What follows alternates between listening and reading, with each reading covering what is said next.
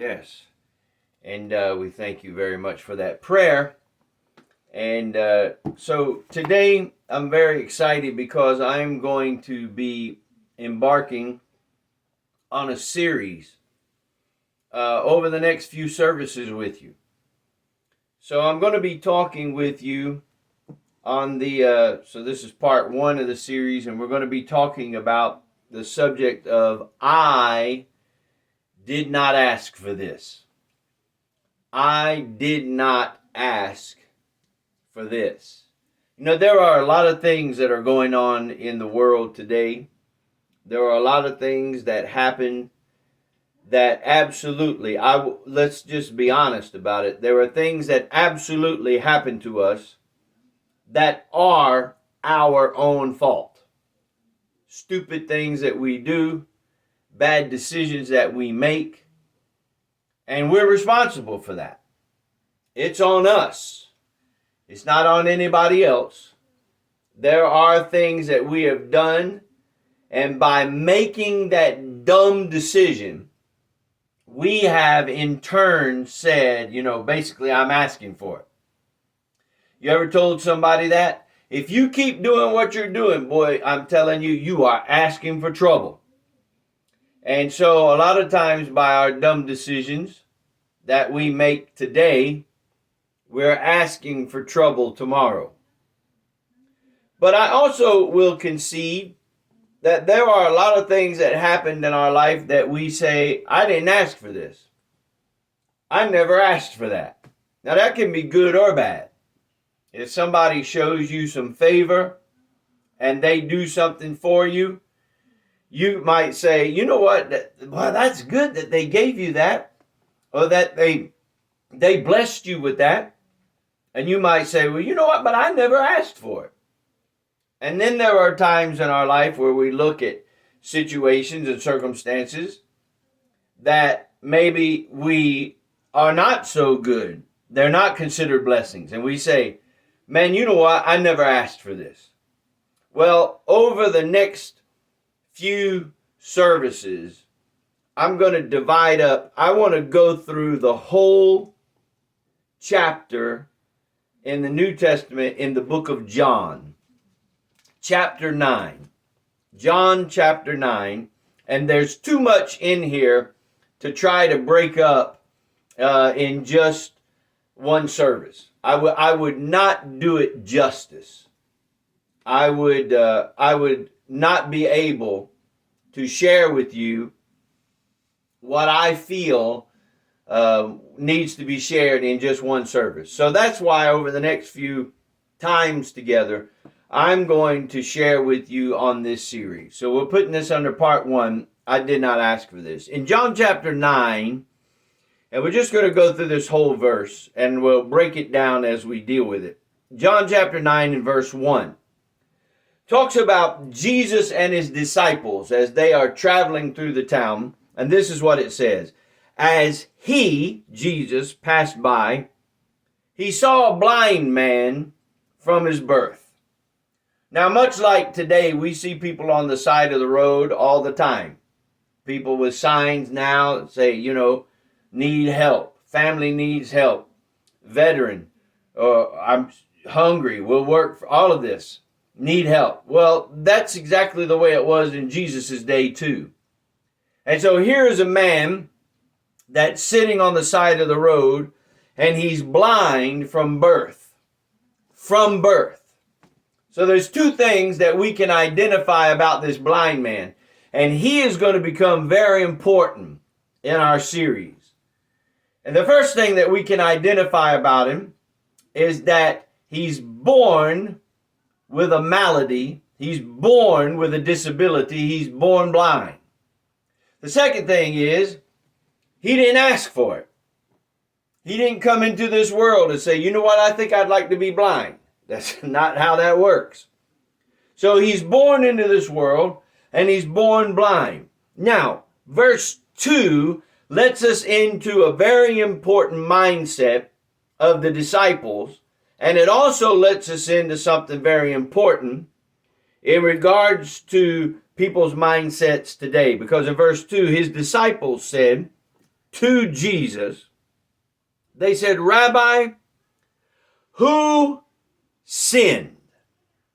Was it this man or his parents that he would be born blind?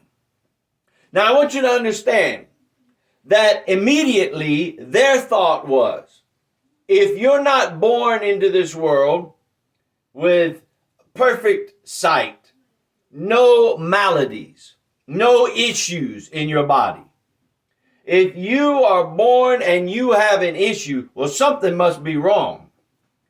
Either you were born right in this world and you did something wrong. They put here, they said sin. He sinned. He did something.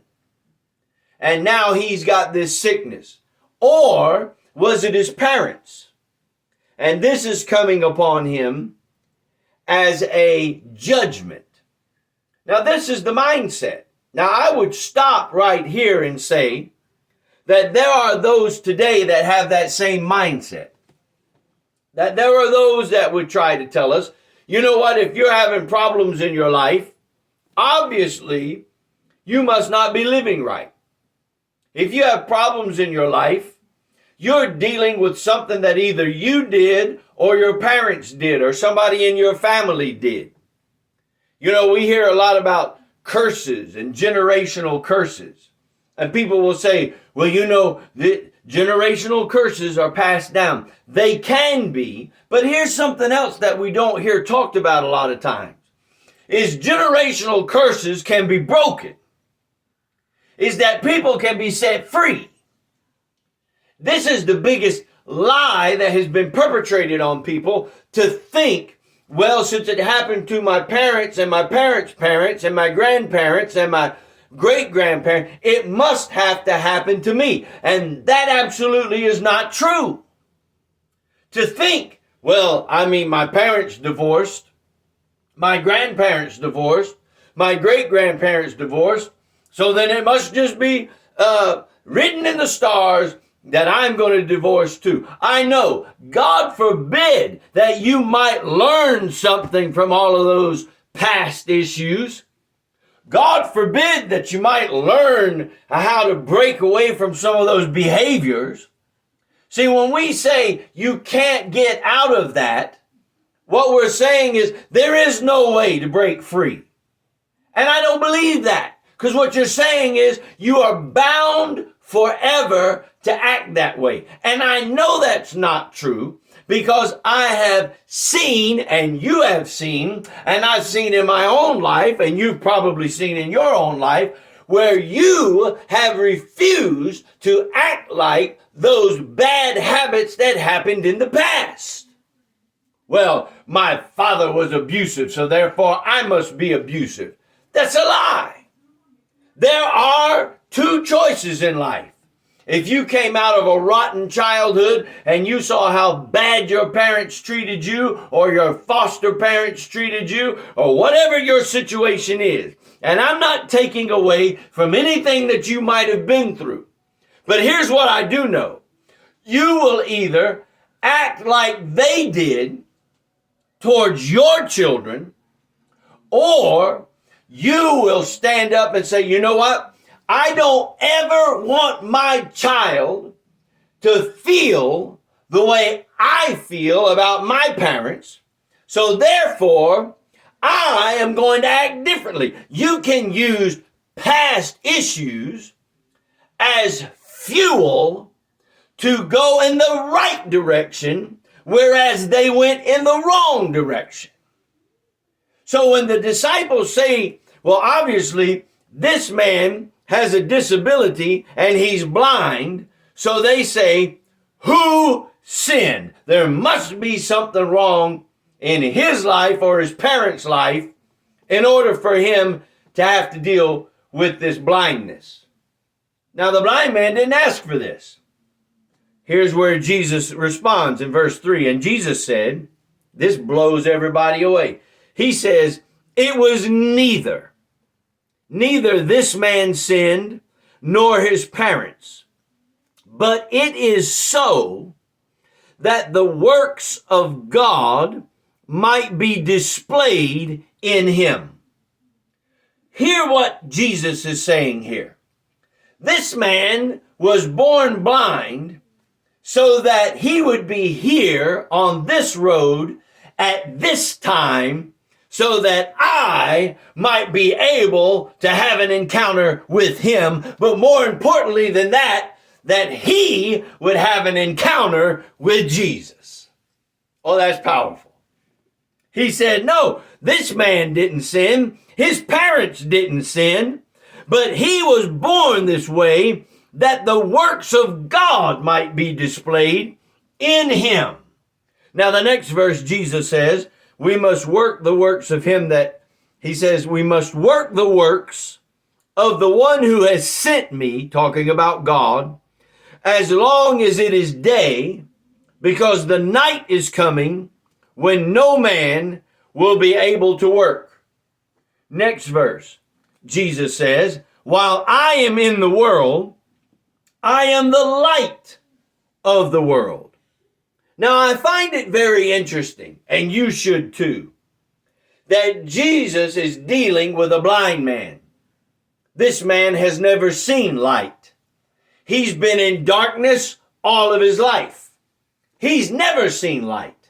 And yet Jesus is saying, I am the light of the world. This man who's never seen light is about to meet not just a man who can show him the light, but a man that is the light.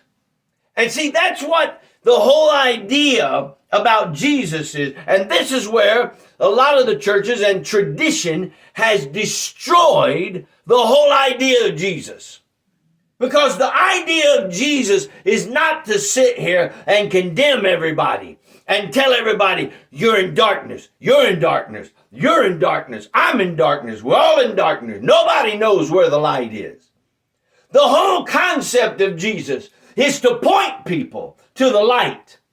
Not just, we talk about the light for eternity and, we want the light for where you're going to go after you die. Hey, brothers and sisters, my friends, we need some light right now. These are dark days.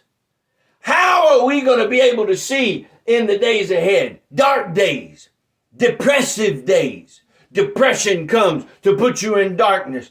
Difficulties come to put you in darkness. Issues come to put you in darkness. But we should be able to say, but I am connected to not just a light or someone that can show me the light. I am connected to the light of the world.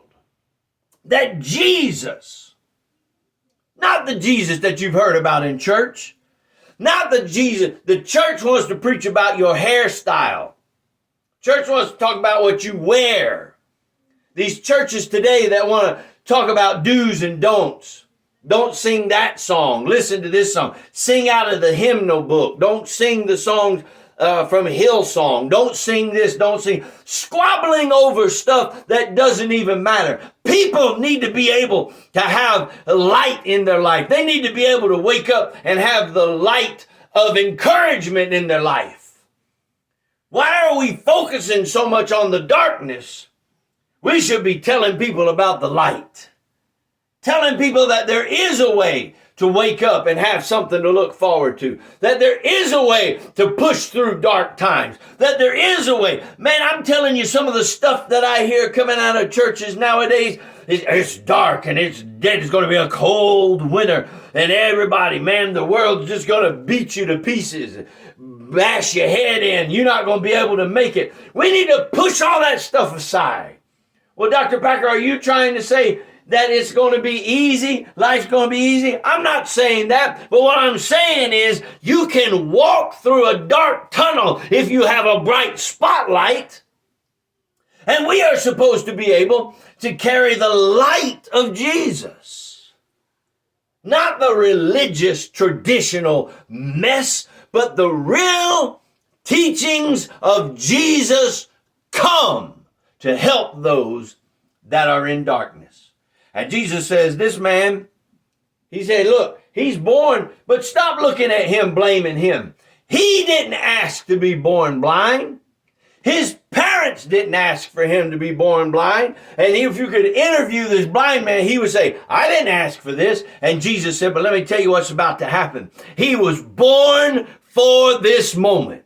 What if all the difficulties, the trials, and the troubles that we've been through, we've been born for this moment? This is the time when the church that truly is preaching a positive message, the church that is truly preaching the word, not religious, traditional, the word, the law that kills, but we've come with the Spirit to bring life. This is why so many people will tell me, they'll say, thank you so much for your encouraging words. Thank you for your message.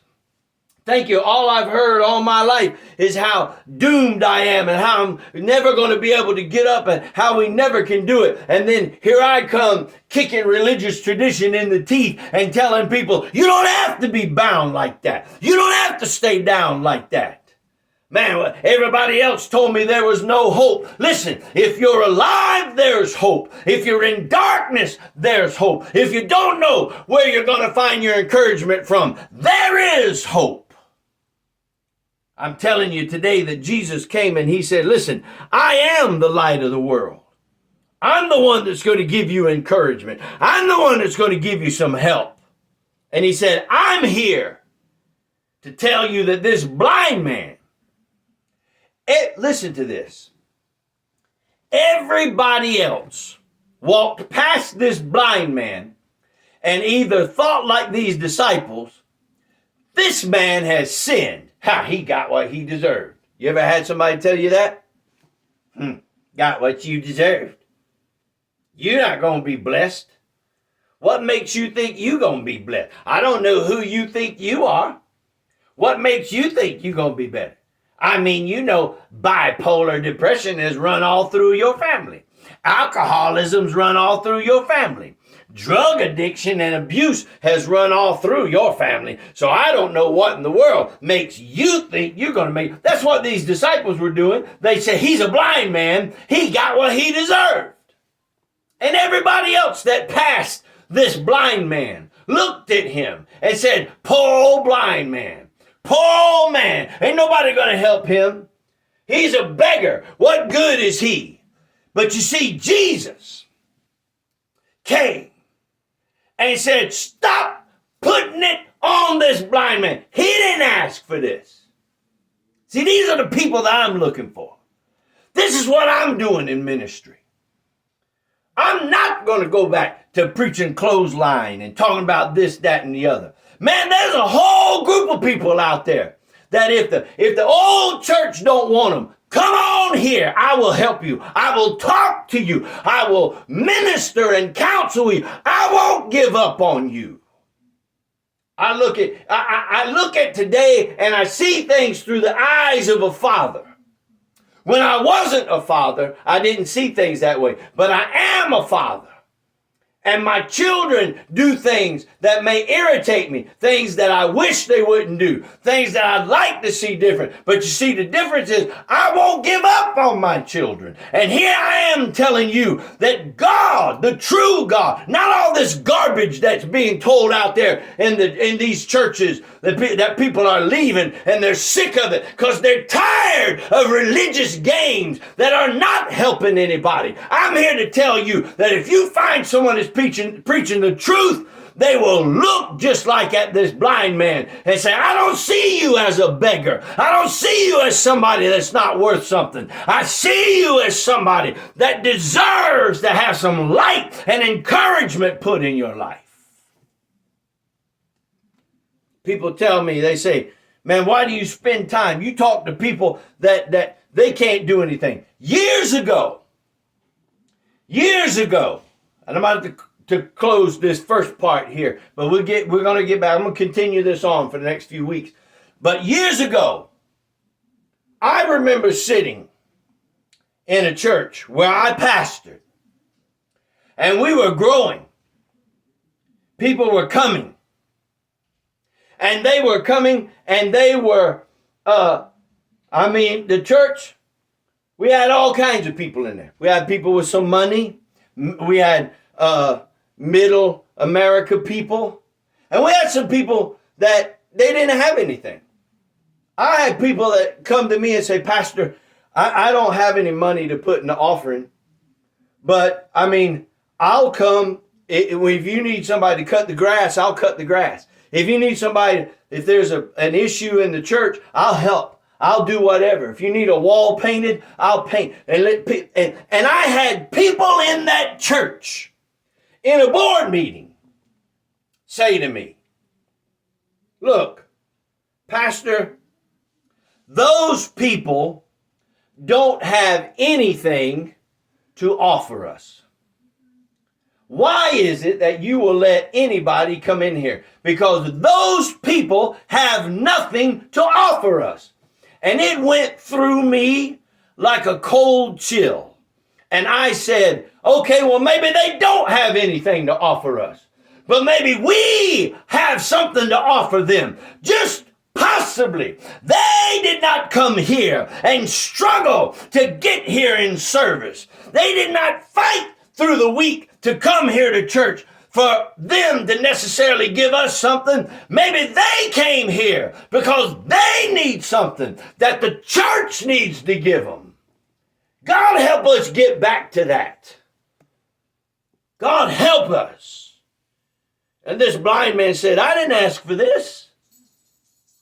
I didn't ask to be born blind. I didn't ask to be sitting here on the side of the road begging. I didn't ask for none of this to happen to me. And the disciples walked by and said, see, there he is, just a blind man. Well, he must have done something wrong. Otherwise, he would be able to see like I can see, as if there isn't something wrong with you. You ever met somebody, they say, ain't nothing wrong with me. Ain't nothing wrong with me. Ain't nothing wrong with me. I don't have any problems. I don't have any problems. I don't have any problems. Yes, you do. The problem is that you don't realize you have problems. We all have problems. Some are small, some are large, some are in between. Some of us, we put all of our problems together. We can fill up a school bus. Everybody's got problems. Everybody's got something they're fighting with. Everybody's got something that they're dealing with. But you see, Jesus stopped and said, this man, though everybody else is looking at him and saying he's blind, he doesn't have nothing to offer us. Jesus said, you know what? I'm here. He was born that the works of him that sent me, that the works of God might be displayed in him. And when he said this, he said, we've got to do the work of the one that sent me while it is day. Because the night is coming when no man is going to be able to work. When you walk in darkness, when you walk and you're judging everybody, when you walk and all you see is condemnation on everybody, you are not doing the works of God. But when you work and see encouragement for that person, and encouragement for that person, and encouragement for those people, then you are doing the works of him while it is day. And then Jesus went on to say, I'm the light of the world. And he said, I am the light of this world. And while I am the light of the world, I'm going to continue to show goodness and show the work of God. I'm going to close this first section of I didn't ask for this. But I'm here to tell you, my friends, I don't care what the rest of the world looks at you. It's what Jesus says about it. And I don't care who you are. He will take us just as we are. That is the first part of this series. I didn't ask for this. We'll continue this on. Go ahead and stand with me. I'm coming out there. I'm going to pray for you. I'm going to pray for you today.